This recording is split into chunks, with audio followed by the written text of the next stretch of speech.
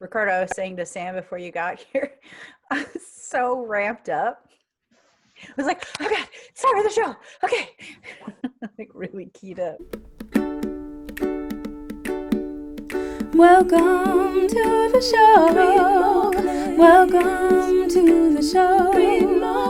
Welcome to the show. Welcome to the show.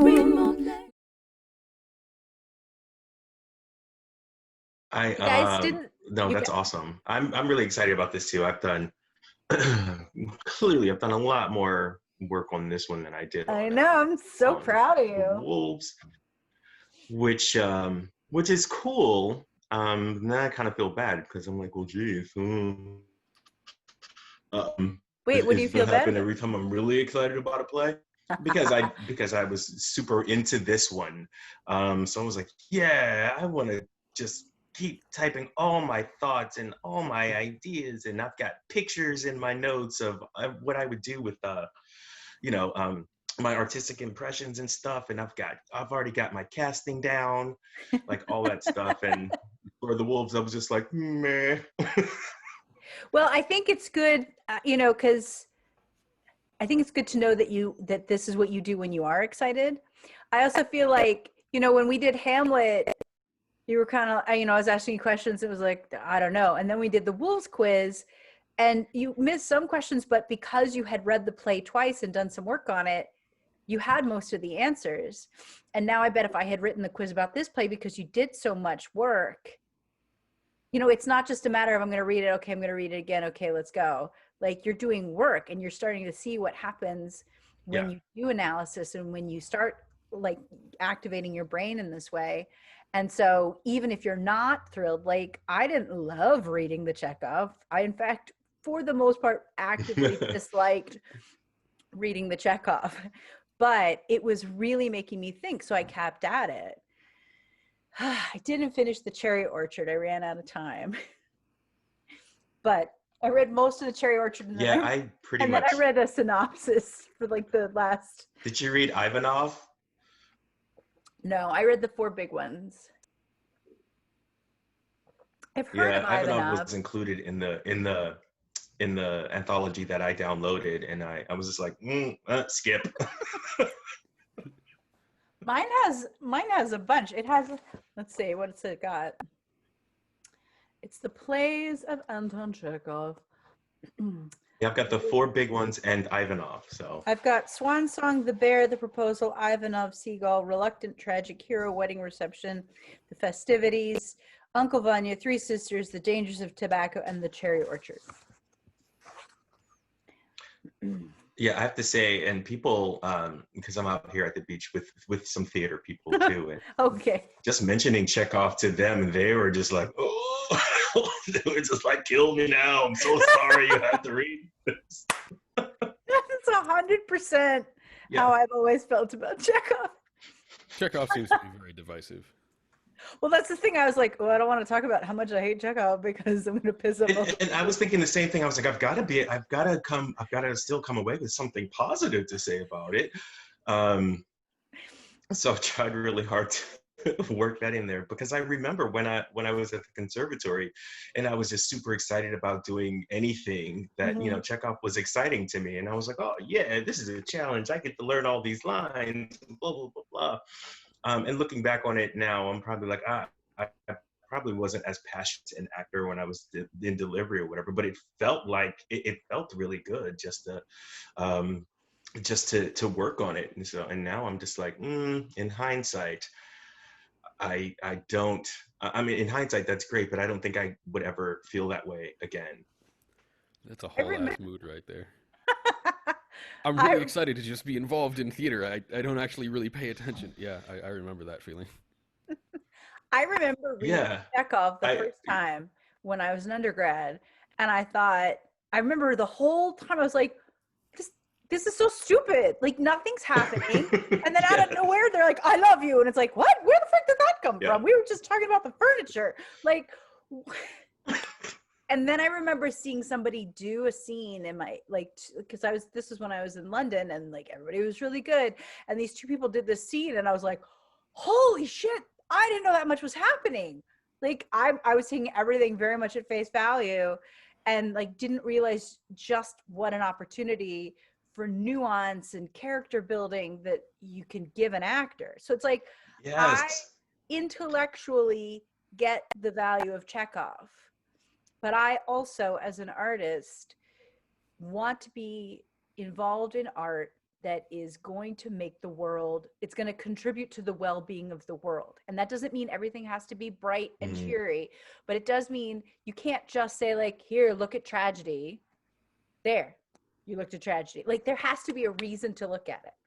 If we're just going to say life is depressing and meaningless, it's like, okay, and like that's not enough for me. I can't get behind shows like that. So when the whole show is about how awful everything is and how nobody's going to really do anything, they're all just going to talk about how miserable they are. It's like, A, that's not a comedy. B, like why would you do that? Why would you invest your time and your energy into exploring misery with like you're not learning anything from it, you're not growing from it, you're just wallowing. Oh, it's horrible. I mean, I will That's say so funny because that was part of what I wrote in my wrap up about what I really hope that the play does, that it does inspire people to grow or change or whatever. That's like my hope. But and we'll talk about this, but yeah, that was part of my problem with the text, that because it's inspired by work that doesn't really inspire you to change or make a difference, just sort of sit and watch the world go by or fall apart around you, that so that part bothered me, because I'm like, well, what if this play 100 years from now is, people look at it the same way? I don't know. I will say,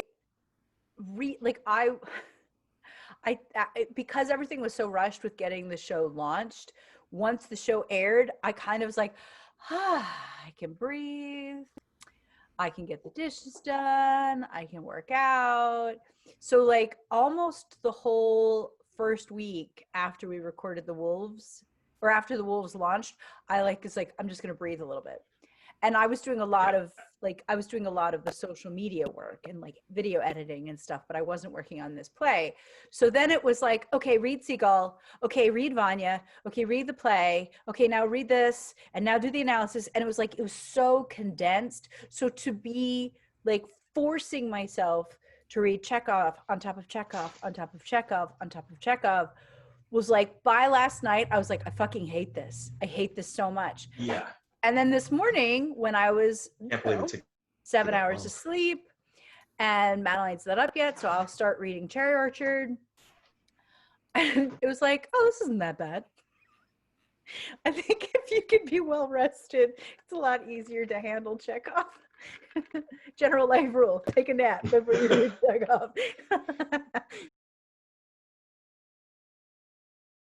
The other little thing that is just a tiny problem with the text is he starts off a lot of his sentences with the word "oh."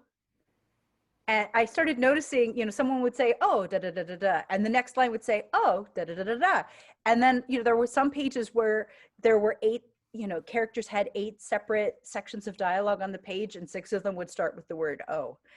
I just started seeing a lot of sentences starting that way. Do you think that's intentional? I don't know. There was another thing that I saw in the text that I wondered if it was intentional. There were many questions that didn't have question marks. And when I first saw it, I thought, oh, that's a typo. But when I saw it repeatedly, I thought, I wonder if that's the playwright very deliberately telling us, don't deliver this question as a question, deliver it as a statement. But I don't know. There was he spelled opossums wrong. So it's possible. He spelled Cassandra wrong at one point too. Mm-hmm. So it's Cassandra. Yeah, it's entirely I would actually want to reach out to the publishing house about that one, if I were working on the play, to get some answers. And he never molested me. Tiniest, most obscure points. We're looking for plot points. Oh, well, we should have discussed this before We because did I don't know if discuss I. this. I know, We but I'm discussed not. this a It's my couple days- first quiz. It's my You're doing first quiz. so good. I want those obscure questions. My brother and I saw Die Hard in the theater 9 times, and we would leave each other quizzes on the dining room table. And it was just About like, Die Hard? yeah, like what are the ingredients of the Twinkie and yellow dye number 5. It's not Christmas. You can't talk about that. That's right. It's a Christmas movie. It's a Christmas movie. Yeah, obviously. Um, I love the there are 2 types of people in the world: people who think Die Hard is a Christmas movie and people who are wrong. Yeah. That's it. Ricardo, is anywhere else in the quiz, do you have a question about the movie that the horror movies that she made? Oh I thought you were going to ask me what the name of the movie. The movie was Sexy Killer. Sexy Killers. Yeah, I thought I put that in here somewhere too. I mean, not as a question, but just in my notes. Oh, I did. I just didn't say it when I read the question. About a nymphomaniac serial killer, appropriately titled Sexy Killer. All right. I'm just gonna... So this is a good place to okay. So I just wanted to say about the movie. I thought this was interesting because MASHA she references that movie, Sexy Killer, and then says that it was a big success. It was terrible, but her acting was so good that it went on. It was a huge success. So she did 5 of them. Yes. And something about that clicked because something about that clicked for me because I know that Christopher Durang wrote the part of MASHA specifically for Sigourney Weaver to perform. And when I read that on the second time through, I remembered that that's basically how Sigourney Weaver started, because she was in the horror movie Alien. And then it was a huge success. And then they made all these other Alien movies. So I thought that was really funny that he wrote that bit in, that this actress started out and did 5 horror movies, and that Sigourney Weaver played Ripley. Yeah, I'm sure that was not an accident at all. Yeah. Also, obviously, just to be clear, Aliens is the best of the lot. No question. There's no question at all. I thought Prometheus was the best of the lot. Oh, you know what, Sam? Not even you know in what? There.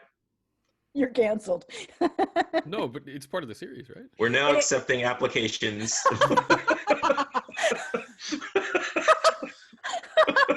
Fine, though. Ricardo, we will not survive without Sam. I had so much hope for Prometheus. I really, really wanted to love that movie, but Did you see Prometheus, Sam? Yeah. So, I saw Alien, the original Alien, first when I was a kid, and then when I was 5, didn't really pay attention to anything. And then Prometheus came out, and it was a movie at that time, and I went and watched the movie. I remember being really confused about everything right when it came out. I had no idea that it was part of the Alien series until way after, and then finally I was able to watch all 3 of them in order. The original trilogy. Can I say that? Well, there were 4. Well, there were like, yeah. There were 4. There was Alien. There were 4 Alien, Aliens, Alien 2, Alien 3, and then Alien Cube, as what they kind of referred to it at the time. And then Alien Resurrection. With Winona Ryder again. I tried to pretend 3 and 4 just didn't happen. When they killed off Newt, I was like, done. Nope. Blah blah blah. Nope. Also, Alien versus Predator. That's kind of outside the franchise. Yeah. I didn't see that one. I've seen a couple of the Predator movies, but I didn't see that one. And then, because I wouldn't know who to root for. And then, and then Prometheus, which I personally didn't like, but I do think the scene where Noomi Rapace, how do you say her last name? Noomi Rapace? I'm not sure, actually. I do think the scene where Noomi Rapace had to do that C-section in that tube, that was amazing. The rest of the movie I could completely unsee, but that I mean, they just did things that didn't make any sense. Why aren't you you're in an alien environment, and yet you don't, where's your space? There was a lot of didn't you go to science school? Why was that your choice? I really couldn't take anything that they did after that seriously. I hope Patreon enjoys our discussion of the Alien. That's our tribute to the Alien franchise. in this moment too, what do we learn is Masha's surname? Hardwick. Hardwick, Masha Miss Hardwick. Hardwick. I started Miss in my Hardwick, if you're notes. nasty. I started in my notes. Sam, that was a Janet Jackson reference, if you didn't know. That's my Gen X translator for our millennial friend here. I just assume everyone knows that, but I'm so old. I No. don't think I'm actually millennial. I think I'm Gen. Are you Gen Z? I thought you were I millennial. think I'm Gen Z. I think I'm like very end of Gen Z, 92. We are now accepting applications.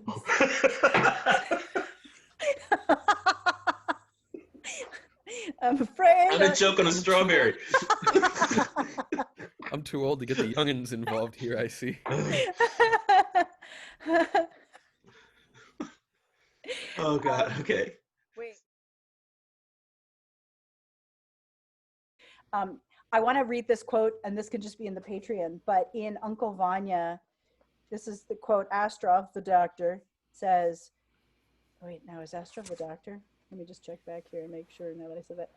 Astrov is the doctor. I was correct. So Astrov said, all our great woodlands are being leveled, millions of trees already gone, bird and animal habitats destroyed, rivers dammed up and polluted, and all for what? Because we're too lazy to look for other sources of energy. And I was like, that sounds like it was written today. And throughout all of the plays, there are these people who are deeply concerned about the environment. I was a little surprised to be reminded that Chekhov was such an advocate for using the planet better. And that's such a big issue with Vanya in our show.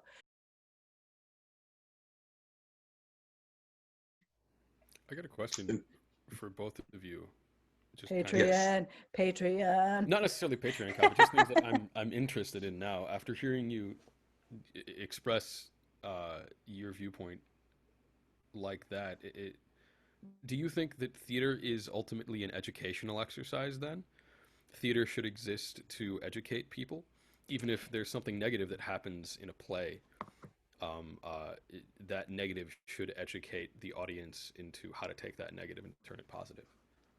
Personally, I see a very clear distinction between what I think theater should be and what I want to spend my time on. Like, I think theater can be anything. I think theater can be whatever you want theater to be. And I recognize that everybody has their own aesthetic, and that there's a huge variety of things that theater can be. I also just know, we have a finite number of hours on this planet.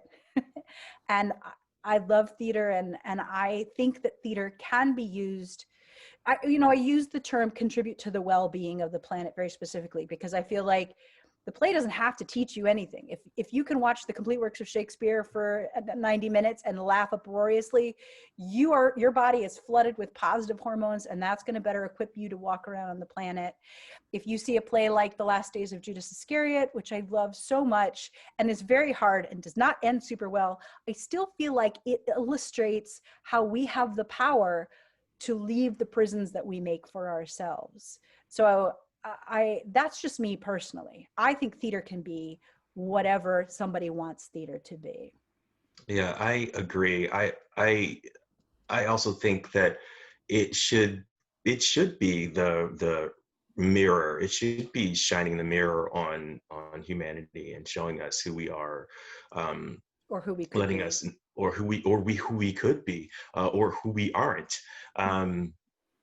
I really feel strongly about that. But I also think it really can be anything, or it should be whatever people want it to be, because what are we now? 9 billion people on the planet. 7 and change. It's only 7, isn't it? I thought we were approaching 9 billion. Maybe I just we watched are. too much sci-fi. But regardless, that's looking it up, but billions of different perspectives that everyone has. So I think in theater can honor any of those. But yeah, so I definitely don't think it should be a limiting thing, but I do feel like it's very effective as an educational tool, by being able to see stories that you might not consider yourself, or even even think are possible. So it's a lot.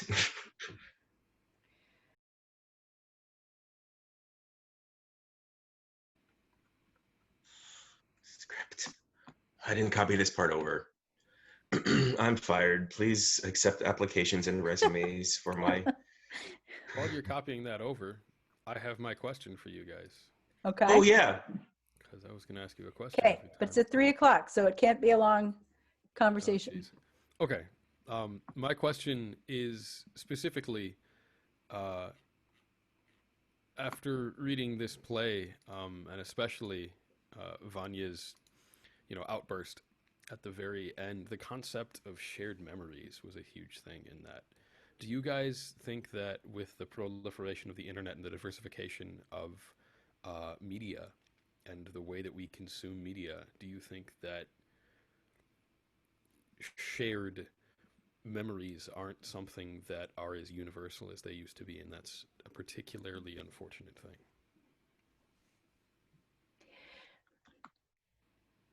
I think, I sorry, I waited and then it was quiet. It was I did the same thing.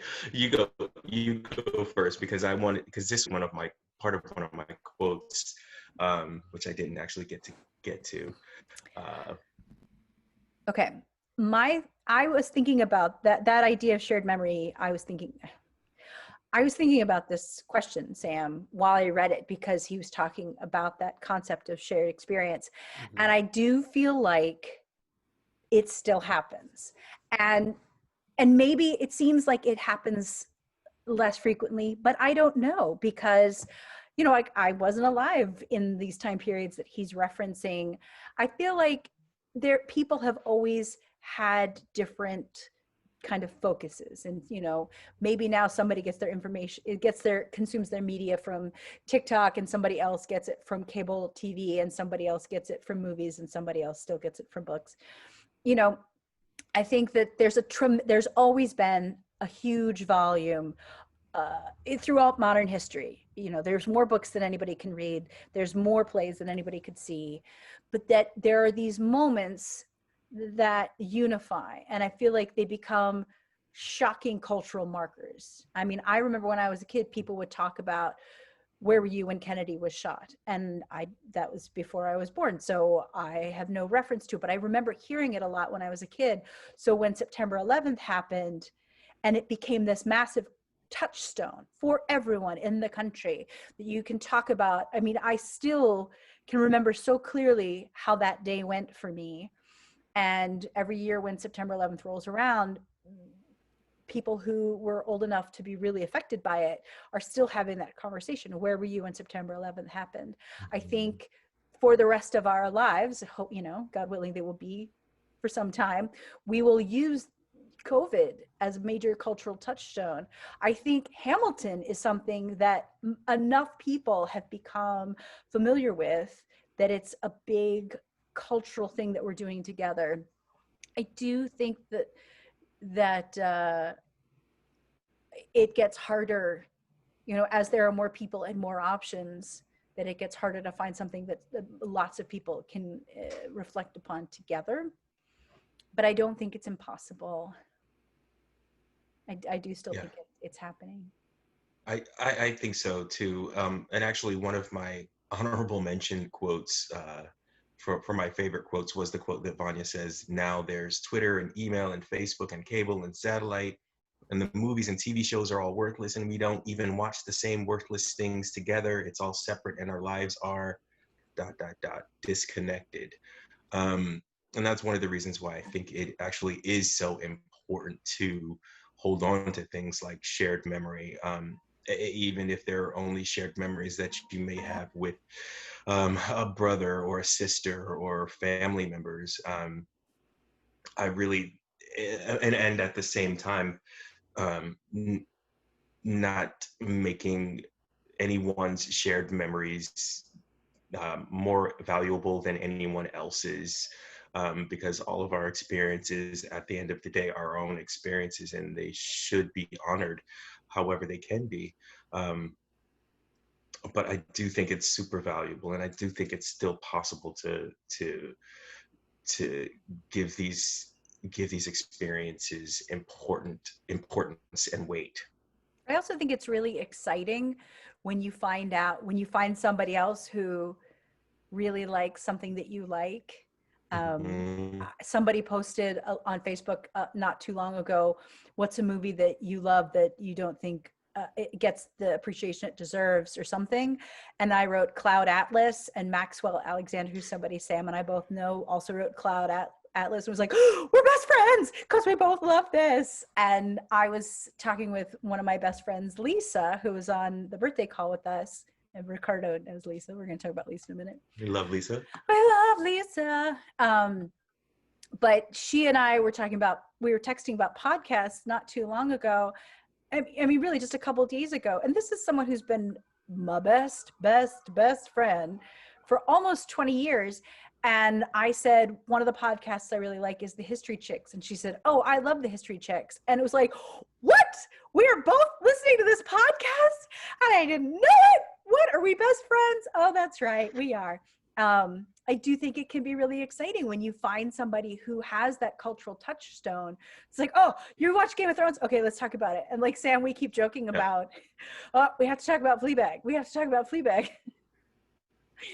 But I think that that's something that is a great bonding experience when you find you can connect to people that way.